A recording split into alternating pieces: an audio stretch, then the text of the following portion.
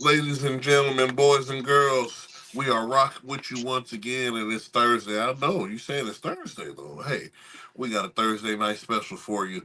I'm that dude with the beard. That's Mr. KC, and this is the very first episode, numero uno, of Unhinged Heroes. What do you mean unhinged heroes? I mean some of our most beloved and favorite sports athletes, and some of the greatest athletes, actually, champions, all in their right, but a little bit unhinged. You know what I mean?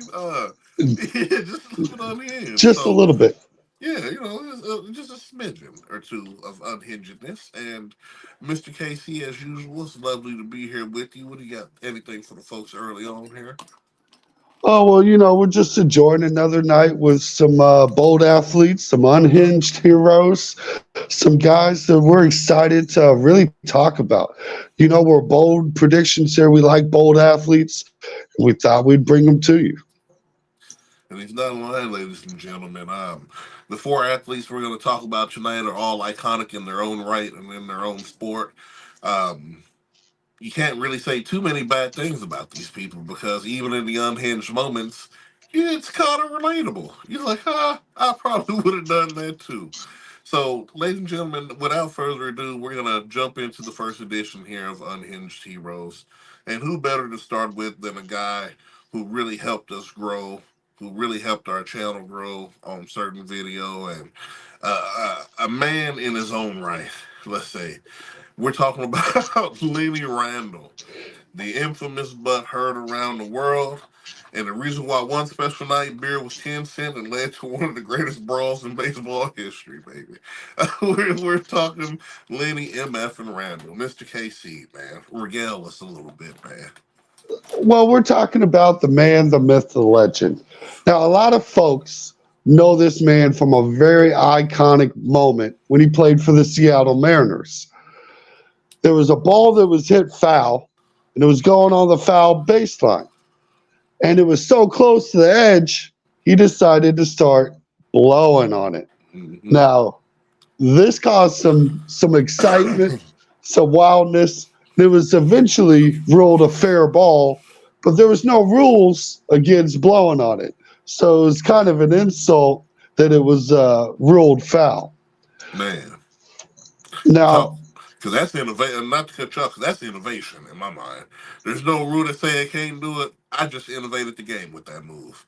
They should have cut me a check. So they should have cut me a check for that. I mean, you can't really argue against it, right? Like, if you're not cutting a check for the man, what are we really doing? Now, early on, he was drafted in the 10th round and stuff like that with the Washington Senators. He was the 10th overall or the first pick in the 10th round and really made it to the pros relatively quickly. One season in the minors and then kind of bounced around from there. And then really broke out in 1974 when all this commotion went down. Now, people might know about the 10-cent beer night. And before we talk about it, we got to set it up, right? Gotta set it up. Got to set it up. So he had a play that you'll see the video while we're talking. And in the play, the pitcher throws at Lenny Randle, tries to scare him a little bit, if you will. Right down the back, big man. Right. Woo. Man, you don't want to get hit by an 85-mile-per-hour ball. I promise you. Not me. Well, he lays down the most perfect bunt. And with that bunt, he happened to meet the pitcher on the baseline at the same time and decides to run into the pitcher. An all-out brawl happens. And surprisingly, nobody's even ejected. Nobody's suspended. Nothing even happens. Play resumes afterwards. Craziness. Good old 1974 baseball. And Matt Wilcox, shout out to the pitcher who threw that. I mean, look, man, there's a new phrase here in 2024. I know it's years later, but you F around and you found out. You know what I mean? So there's Ooh, that. did he not? So a week later, we get the infamous 10-cent beer night, which was a promotion held by the Cleveland Indians against the Texas Rangers. So the same two teams face each other like 6 days later. Mm. They lower the price from 60 cents to 10 cents, which in today's equivalent is changing it from $4 to a 62-cent beer. Now, I don't know Goodness. about you, right? We happen to like to drink on this show just a smidge, but you give me a 60-cent beer, I might have more than one or two. Right. just just maybe. So that's what Ooh. happens. There's a bench clearing brawl. Everyone goes crazy. And there's a major fight all throughout the stands, as everyone knows.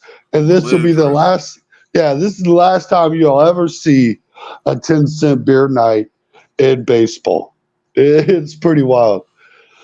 And then, so we move on past the 10-cent beer night, and we get a little exciting in 1977 in spring training. First round draft choice Bump Willis earned the starting second baseman job over Randall. Randall didn't really like that, right? So he gets into a fight with the Rangers manager, uh, Lucchesi, and Randall punches Lucchesi in the face 3 times before the altercation stopped. Lucci's hospitalized, needs plastic surgery and some more stuff. Ends up getting suspended for 30 days for that one and traded to the Mets because they were done with him after that. And Randall was charged with assault, pleaded no contest, received $1,000 fine. And the Rangers ended up actually firing Lucci not too long after that into June. So they weren't really big on him after that. Right. Because they're like, dude, you got rid of a commodity. They knew it was Lucci's fault. That's why he got punched in the mouth 3 times. Pow, pow, pow. Pow, pow, pow. And then, of course, we have the infamous, blowing on the baseball event, which happened against our favorites, Kansas City Royals, in 1981. Hmm. And they called it the no blow rule implemented. And he jokingly said, they won the game, but we won the protest. So after 12 years, he played 1,138 career games, had a 257 batting average, 27 home runs, and so decent stats for an overall career. And last little fun thing about him before we leave is he's actually an Italian baseball legend. So in 1983, he becomes the first American major leaguer to play baseball in Italy and still holds the record for the longest home run in Italian Series A1 league, the most home runs and singles in a 3-game series. So, he's worldwide famous. Yeah, international now. He took it to the next level. And you're not lying. He's well beloved out there. He played with the what was it? I forget the name of the team out there. I had to look it up. But I know after that though, he was beloved overseas. But that's what happens when you take great talent. I mean, it can all things considering how long they play baseball now. He played 12 years in the majors. He probably still had a lot to take by the time he went over there. You know what I mean? Like so, shout out to him, man. All Yeah, respect. and supposedly, we've heard a lot of comments saying he's in the music industry now. He likes to manage people and he likes to coach little league and minor young guys in baseball. So shout out Lenny Randall. We'd absolutely love to have him on as a guest sometime. For sure. We'll play some tracks for you. Have a good time. We'll talk about that infamous 3 piece you laid down on him. Because if he'd have called me a punk, I'd have laid him down with it too. Like, hey, man, Mm, there's certain things you just don't say to a man. And there's two P mm, words I can think of off top, and punk is one of them. mm. There's just certain things you don't say to a man unless you're ready for fisticuffs. There's Sorry. only certain things you can do at certain points. You know what I mean? Exactly. So shout out to Lenny Randall and like I said, shout out to him being a great player and innovator, everything above. Yes, man. Mm. I'm gonna refresh my page real quick. Oh yeah, figures. As soon as I do that, it fixes it. All right, we're good. They said, no, we still here. We still here. Well, Well, my screen had froze for like the first 5 minutes after like the first 2 minutes, so I wasn't even sure where we were at, what we looking like. man. And let's go ahead and get into my first unhinged hero. A man who I always had great respect for on the court, especially his defensive prowess. Um, his mini rivalry with my favorite basketball player of all time before he eventually bent the knee to him and became his teammate to get his only championship in history. I'm talking about my boy Ron Artest, aka or FKA Meta World Peace, known now as Meta Standiford Artest, man. And Ron Artest, and I'm gonna keep it simple for this, man, because y'all know if you've been alive, you know. He played almost 20 years in the NBA under the name Ron Artest, so that's what I'm going on. He was drafted by the Bulls in the first round in the '99 draft. In 2001, he ended up in the I'm about to say New England. Thing about football, ended up in the with the Indiana Pacers, where I believe his skills and him as a man and everything, everything was built in those foundations. He grew in Indiana, and this is Yeah, leading I us remember to. that. Oh yeah, that's what I'm saying. Ron Artest was a force to be reckoned with. He was always considered one of the greatest defenders of his era. Dude, he was outstanding. He was outstanding. And moving into the point of, because like I said, we were calling it unhinged. I mean, but little bit on this background. Ron Artest, he grew up in Long Island, Queens. So he's already on the streets. He got younger brothers depending on him. Whole family situation. You know how it goes in certain situations in urban areas. Let's put it that way.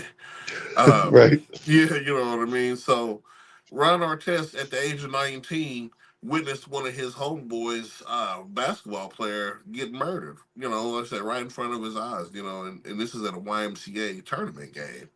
And so you're thinking about the things that force you to do as a man before he even goes to college and to the NBA, which leads us to the moment that I'm going to be talking about. But we talk about unhinged, but maybe this is just survival. Like I said, we're painting a picture here for you.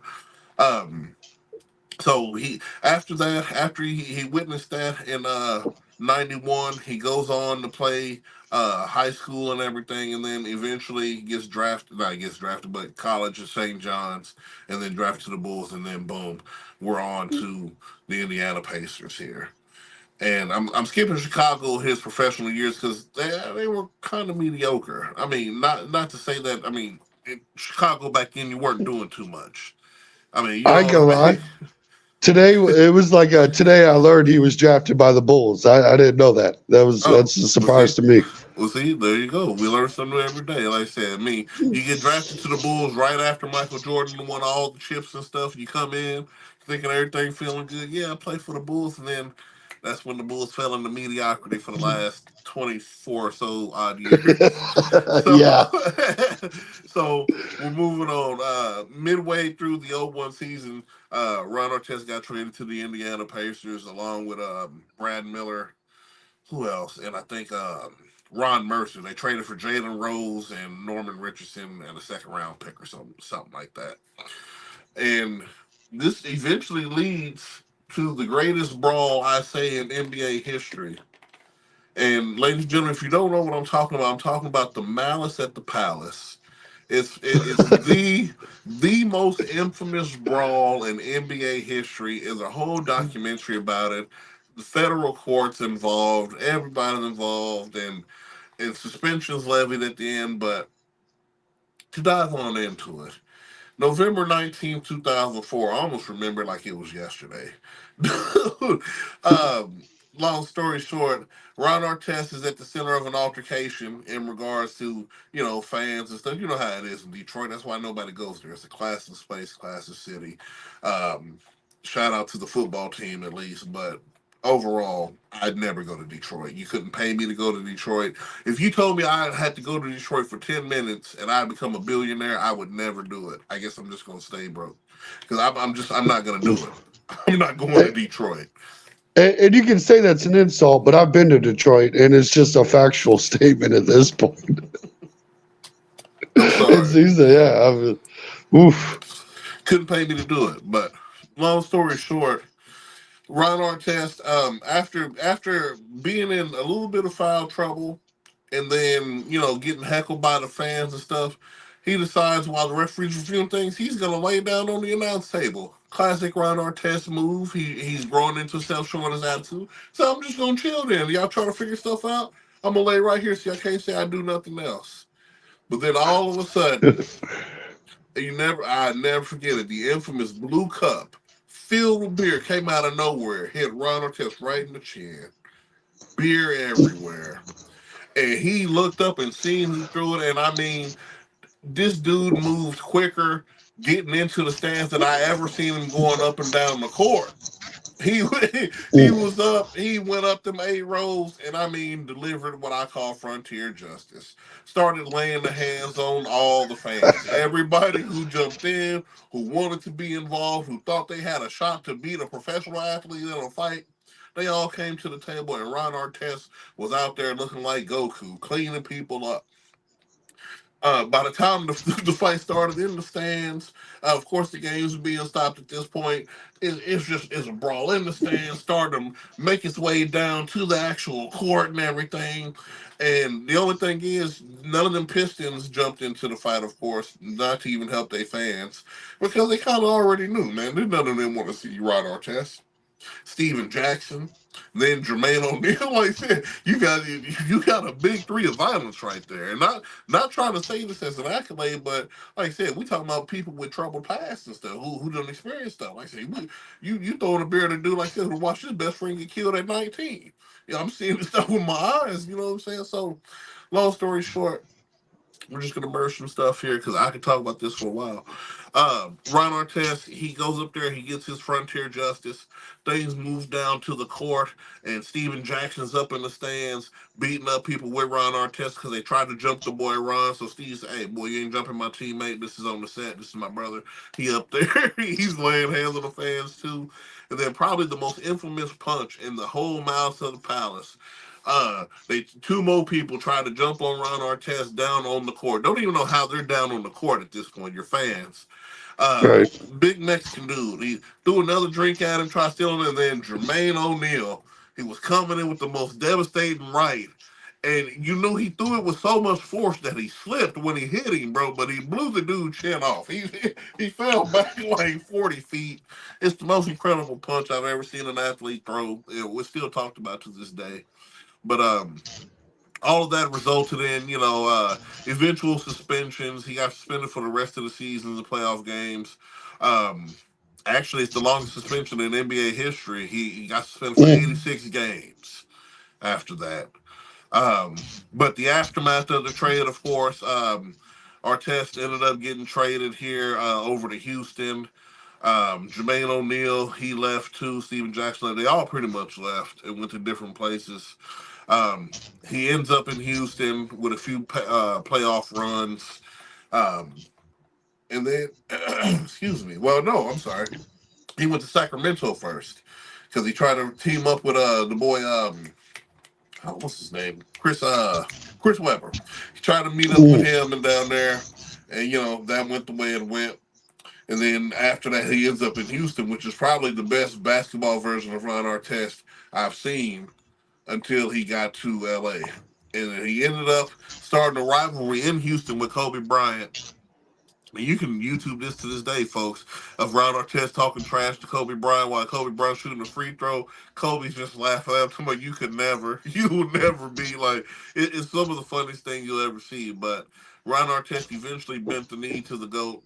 He became a Laker and he received championship glory after all those hard fought years in the NBA, being on bad teams and being suspended for defending yourself and stuff, and was really facing jail time and everything. It was a serious situation, all of them dudes. And I like to see that they was all able to come out on the other side of it because at the end of the day, yeah, I'm an athlete, but we're people.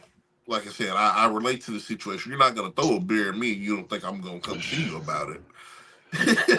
Yeah, that's one of those snap judgment things, where you wish you could take it back, but in the moment you can't help but, that's like smacking on the guy or spitting Man, on spit. me or something. Ooh, I'm Ooh, trying to tell loaded. you, because as I'd, soon as it hits me, I don't even know who I am anymore. I black out. I'm a whole different person.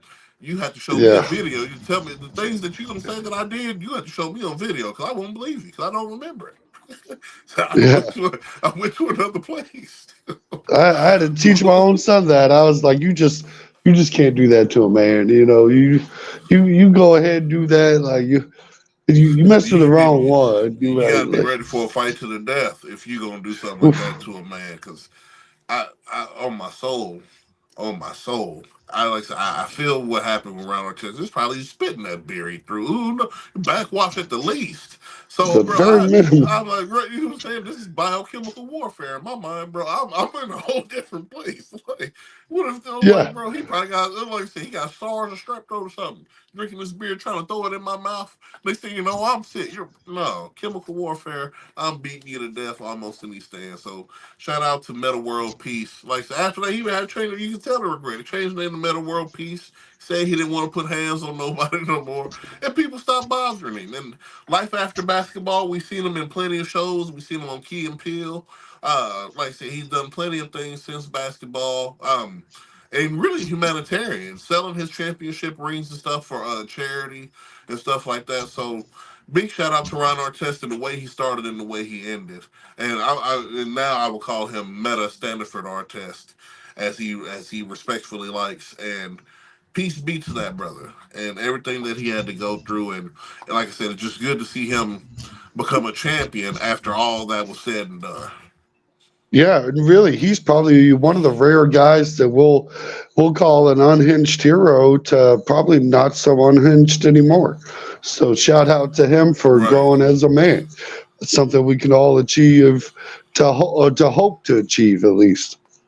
Oh yeah, for sure. So big shout out to him. And ladies and gentlemen, we're gonna move on from Meta and we're gonna move into our next unhinged hero, the great Doc Ellis, and the LSD no hitter heard around the world and beyond that. But the thing to bring you to the table, we talking about a dude who was higher than Jimi Hendrix, higher than Giraffe P in certain areas, if you know what I mean.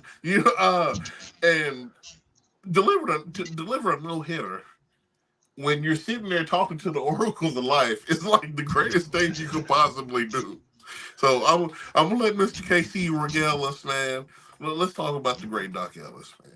So we got the great Doc Ellis, right? And there's 1,000 documentaries out on this man. Because if we're going to talk about unhinged heroes, we definitely got to talk about the guy tripping balls, throwing no hitters. Now, we're not going to get too deep into the no hitter because there's better publications. You want to get deep into it, dive into that story. I encourage you. Let's just say not everyone believes it. I personally choose to.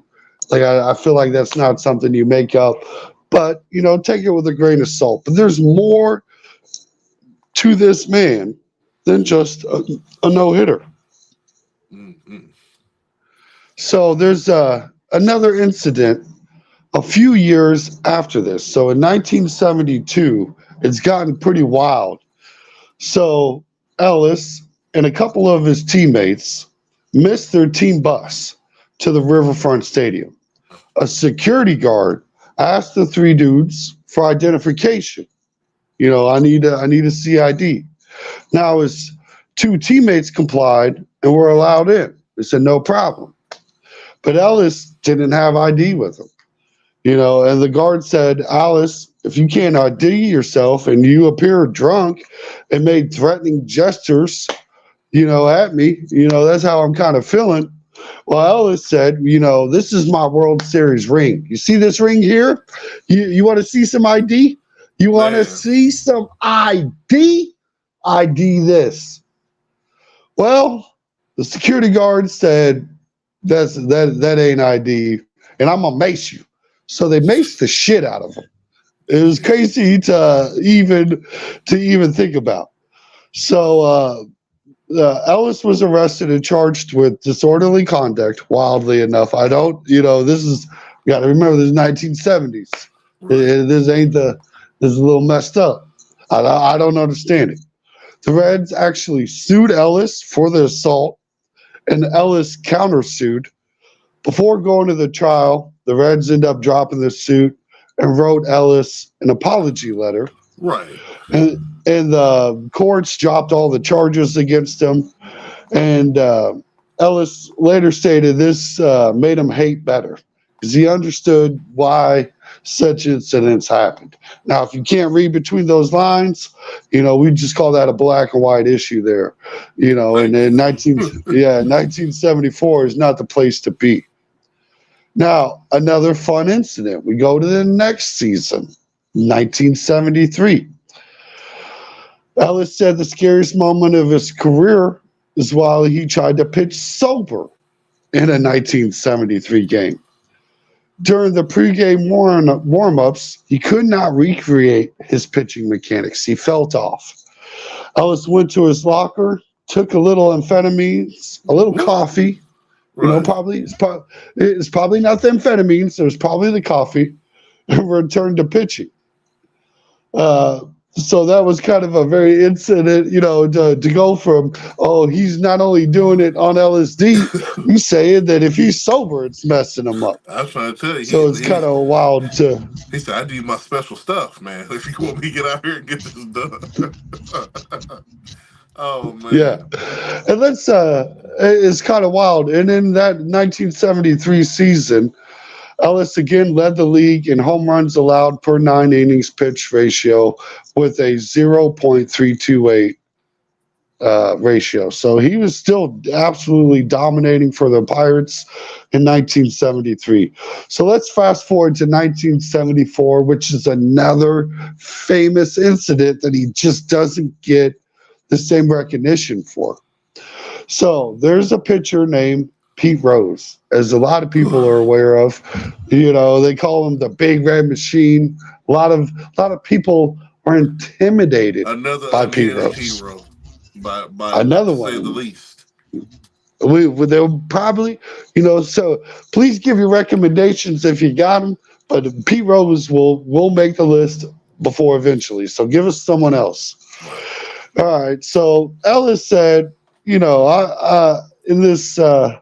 this game, he was angry that all of his teammates are afraid of him, right?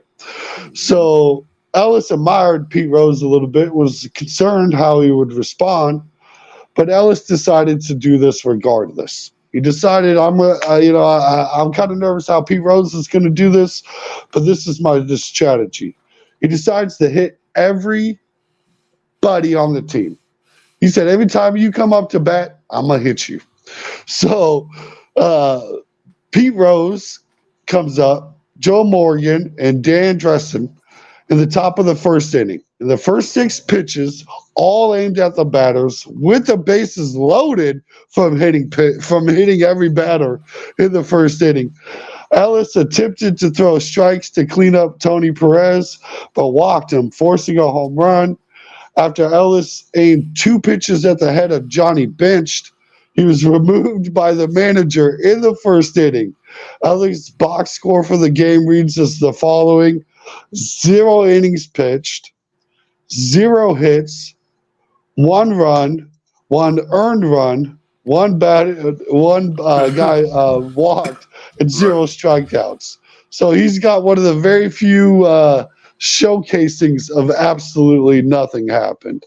Man. Now, he went on to have a few more crazy incidents, get into a couple fights and stuff like that. But, he went on to going on and being married a few times and, kind of living life in retirement.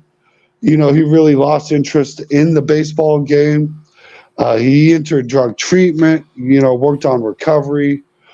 And that's when he kind of revealed that he had done the no-hitter. So that's why a lot of people are questioning it, because it did happen later than, his career and stuff. So if you're looking into the no-hitter, it's an interesting story. But no, there's way more to this man than just that. Man, And to say that at the least, and like I said, he's a champion. Uh, no matter which route he took to get there, it seems like so. Like I said, he had his minor incidents, driving under the influence, little DUIs and stuff. You know, usual athlete stuff. But um, shout out to him. Like, and almost innovative in his own way, especially with the whole wearing curling irons in his hair. I remember that whole thing, and I remember they used to talk about Yeah. he used to throw. They used to accuse him of throwing spitballs, but I remember he said later on in life he was like, "No, I wasn't throwing spitballs." He said it was the sweat from the curls. He said he used to rub his hand and get that on there, and that's why they thought he was throwing spitballs. Oh God. Get But that the little juice on innovation, the fingers. right? A little, just Yeah. a little sauce, like shit. You can split finger with a little side syrup, you Right. know. Oh goodness! But yeah, shout out to Doc Ellis, man. Another unhinged hero, which is gonna move us into our last unhinged hero for the evening, ladies and gentlemen. And this is a man who's known internationally. Um, he from the sport that he played, but later on in movies and commentary and just being a controversial figure in the history of the world, almost, dude. We're talking about John Patrick McEnroe, tennis legend, movie legend, and probably the most iconic temper of all time, dude. I mean, we're talking about screaming at the I'm about to say umpire. Still thinking about baseball. Still screaming at chair umpires. Are you kidding me? Are you serious? Throwing rackets at them. Like asking what game are they watching. Like dude. Besides being almost the goat, he's the goat. He's like a heel. He's like Stone Cold wrestling. One day he's a heel. One day he's the face. But the people love him either way. Right. He's a So legend, man. he's a legend, dude. So we're gonna talk a little bit about Johnny Boy. John McEnroe, born 1959, February. You know, overseas kind of man. Um, what more is there to say? I believe he's the only male player in tennis history to be number one in both singles and doubles at one time. There's not a title he hasn't won. Wimbledon was almost renamed McEnroe. Um, I'm just saying, like, 9 Grand Slams, men's double titles. He got 7 major singles. Three, like I said, U.S. Open, fourth U.S. Open, three at Wimbledon. They say that his single match record, we're not gonna say it is remaining. It's the best one. He's 82-3 in history. You see what I'm saying? With the best single season win percentage of all time. He's Jamal Charles esque of getting 5-5 a carry almost. If I got to paint the picture for you other fans of how this is looking like, dude. He's doing stuff and has done stuff that no one's ever been able to duplicate. And this boils down to his attitude as well. John McEnroe, besides being the most angriest person in all of tennis, dude, and most skilled, um, we just really just gonna jump into it, man. There's not a person you can say that he did like besides his doubles partner. Even though they had their even though they had their controversy, um, dude, there's just so much that he's done as far as a compliment wise. It almost overlooks the fact that he was almost psychotic. Controversial, especially when it comes to the officiating of the game, especially when it comes to himself and not being able to compete at the levels that he wanted to sometimes. Even now, though, John McEnroe is still in the news in 2024, facing backlash over comments about the French Open winner Iga Swiatek, talking about her, talking about throwing on a little makeup, dude. Like this dude, he's the Kanye West of tennis. Like he has no middle ground. There's no gray area. Um, but dude, for him to be such a winner, he has like no humility, which is what I'm very proud of. Because if you're the best, then be the best and always be the best. Don't never change. Excuse me. So infamously, as far as him being just one of the greatest of all time, You look at him, you look at his personal life. He's had a lot of situations that we could talk about. There's documentaries and autobiographies about him and everything like that. Right. Um, Yeah, but he was the youngest guy to ever be ranked number one at 21 years old. So there's, you can go into numerous stats that just show what kind of guy he really was. man, and if you get a guy who's willing to go toe to toe with Peter, like I said, and like I said, really just doing what he wants to do, like, and not being apologized for it. I mean, he has bursts of rage pretty much wherever he go. I remember, I remember, what was that program called? I think it was called like Spitting Image or something like that. And it was talking about how he would be just going off on people, him and his wife yelling at each other and throwing stuff at each other all the time. You want to talk about toxic personified, and you think about John McEnroe, but my only thing is with this man and having all that success and everything like that, it might make you a little crazy. It might. It just might do it. But A little unhinged, we'll call it. yeah, or a little unhinged. That's what I'm saying. Yeah. Um. What more can I say about John McEnroe besides Well, him being just the icon of tennis in general? yeah, Um. besides being the icon of tennis, we really need to touch on being an icon in pop culture and movies and such. He Man. does have 29 movie credits, movie TV show credits, which is a pretty big number in my opinion for like a tennis athlete. Even won an award, an MTV Best Cameo Award for his appearance in Anger Management. I'll Shout out to Adam personally Sandler. Yeah, and speaking of Adam Sandler, I'll personally never forget him in Mr. Deeds. Like that's why I really kind of think of him. But he's in all sorts of things like Jack and Jill. Him and Adam Sandler, they they must be boys or something. Yeah, because he's probably the only dude that can get him to calm down. You know what I mean? He's on record himself calling himself a lunatic in many documentaries. But like I said, I mean, we're not going to talk about all the things he's done without talking about his past a little bit because we got to remember, man, these people have kind of colorful backgrounds. John McEnroe was pretty open about his relationship with his father and everything, who's an alcoholic and everything. Um, and really growing up under somebody who's under a whole nother influence, it's something different in general. You almost want to think about how do you make it out of a situation like that when somebody's really the person taking care of you is raising you straight up off liquor intuition. So you know what I'm saying. So there's got to be a few psychotic situations or a few things that not break a man, but definitely makes him unhinged.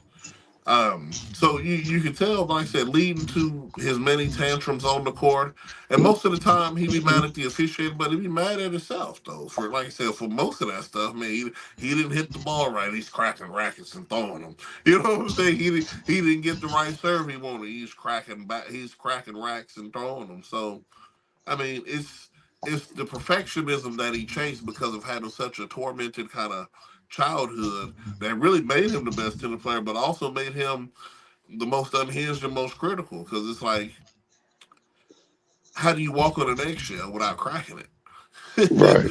Exactly. it? It's But true, especially, you're talking about a tennis player where it doesn't seem like that should be really the case.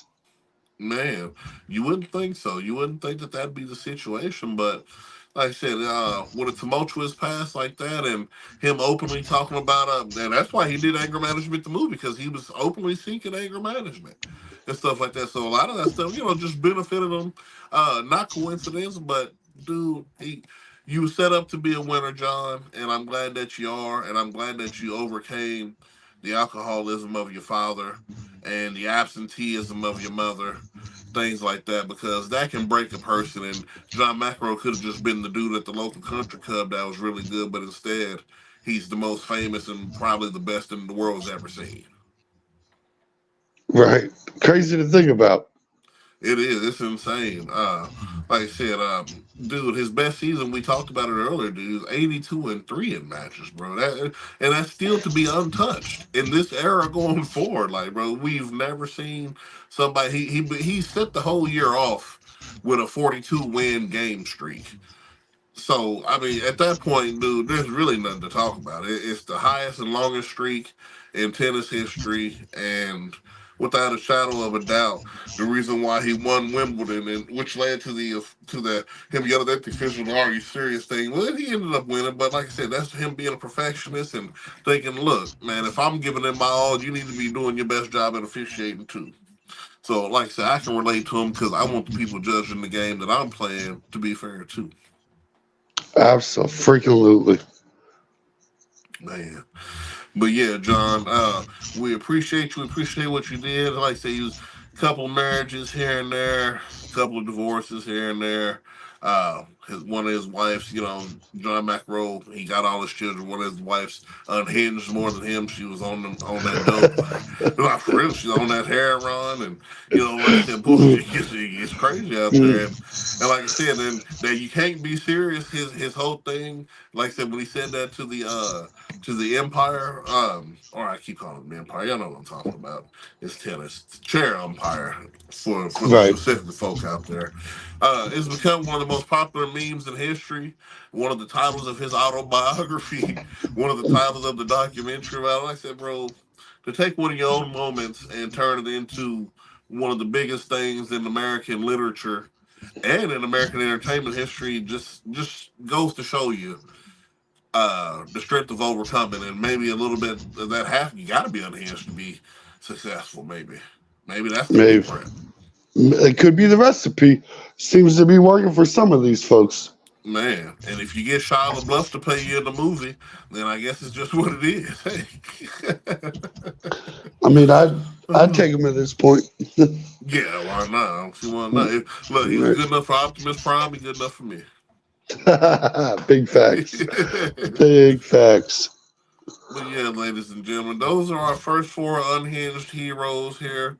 And we appreciate y'all coming out on a Thursday to watch and rock with us and everything. Like I said, this was a little bit not off script, but something new. Like I said, we're gonna get back to that, and of course we're gonna get back to the bowl seven and our football picks and everything. You'll see a lot of returns of some things here, and you're gonna see a lot of what we call the doo doo section, or what we used to call what did we used to call the poo poo section, or we was just talking trash. Oh, I guess it was just trash The talking. trash talking.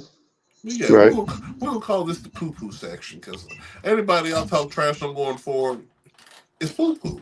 And I'm saying it PG because I respect our viewers, old, young, and in between.